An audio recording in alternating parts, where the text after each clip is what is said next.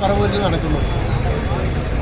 ഇവിടെ അമ്മയെ തല്ലിയാൽ രണ്ടു പക്ഷം എന്ന് പറയുന്നത് പോലെ, അങ്ങാടിയിൽ തോറ്റാൽ അമ്മയോട് എന്ന് പറയുന്നത് പോലെ, ഇപ്പോൾ വി.ഡി. സതീശൻ എന്ന പ്രതിപക്ഷ നേതാവിൻ്റെ ചോദ്യങ്ങൾക്ക് ഇന്ന് കേരളത്തിൽ ഭരിക്കുന്ന ആർക്കും മറുപടിയില്ല.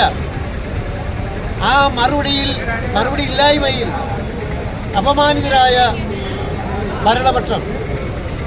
നമുക്കറിയാം, സന്ദേശം സിനിമയിലെ ആ ചില തന്ത്രങ്ങളുണ്ടല്ലോ, കൊള്ളാവുന്ന ആൾക്കാരെ തേജോവധം ചെയ്ത് എന്നിട്ട് രാഷ്ട്രീയം നടത്തുക. അത് ഉമ്മൻചാണ്ടിയുടെ കാലത്തും അവർ അത് ചെയ്തത് അത് തന്നെയാണ്.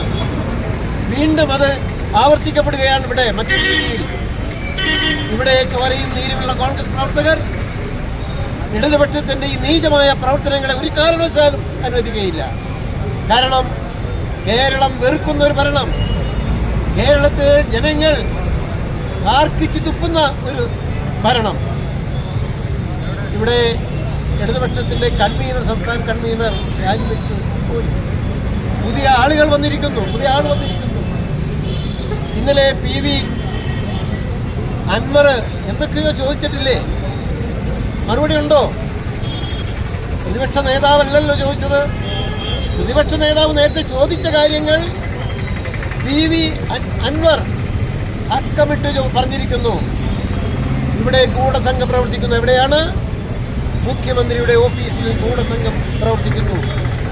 ഈ രാജ്യത്തെ ജനങ്ങളെ, ഈ രാജ്യത്തെ പാവങ്ങളെ ദ്രോഹിച്ചുകൊണ്ടുള്ള ഭരണം.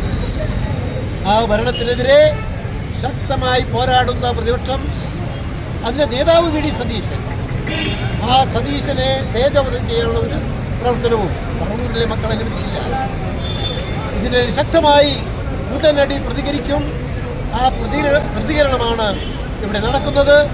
പിള്ളേരെ അഴിച്ചുവിട്ടുകൊണ്ട് ജനങ്ങളുടെ ശ്രദ്ധ തിരിക്കാമെന്ന് വെച്ചാൽ അത് നടക്കില്ല, വിലപ്പോവില്ല എന്ന് മാത്രം സൂചിപ്പിച്ചു. മര്യാദയും പാലിക്കാതെ കേരളത്തിൽ നിന്ന് ഇടതുപക്ഷ ജനാധിപത്യ മുന്നണിക്കകത്ത് നടന്നുകൊണ്ടിരിക്കുന്ന തമ്മിൽ തല്ല്, അവരുടെ ജനസ്ഥത തിരിച്ചുവിടുന്നതിന് വേണ്ടി ബഹുമാനപ്പെട്ട പ്രതിപക്ഷ നേതാവ് കഴിഞ്ഞ 6 മാസങ്ങൾക്ക് മുമ്പ് നിയമസഭയിൽ ഉന്നയിച്ച ചോദ്യങ്ങൾക്ക് കഴിഞ്ഞ ദിവസം ശ്രീ അൻവർ എം.എൽ.എ നൽകിയ മറുപടിക്ക് തിരിച്ച് മറുപടി നൽകാൻ കഴിയാത്ത മുഖ്യമന്ത്രിയും മുഖ്യമന്ത്രിയുടെ കൂട്ടാളികളും ബഹുമാനായ പ്രതിപക്ഷ നേതാവിനെ കരുതേച്ച് കാണിക്കാൻ വേണ്ടി ഇന്നലെയും ഇന്നുമായി നടത്തിയ ആ പ്രതിഷേധ പ്രകടനങ്ങൾക്ക് അതേ നാണയത്തിൽ തന്നെ മറുപടി നൽകിക്കൊണ്ട് ഇന്ന് പറവൂരിൽ ഈ പ്രകടനത്തിൽ പങ്കെടുത്ത മുഴുവൻ ജനാധിപത്യ വിശ്വാസികൾക്കും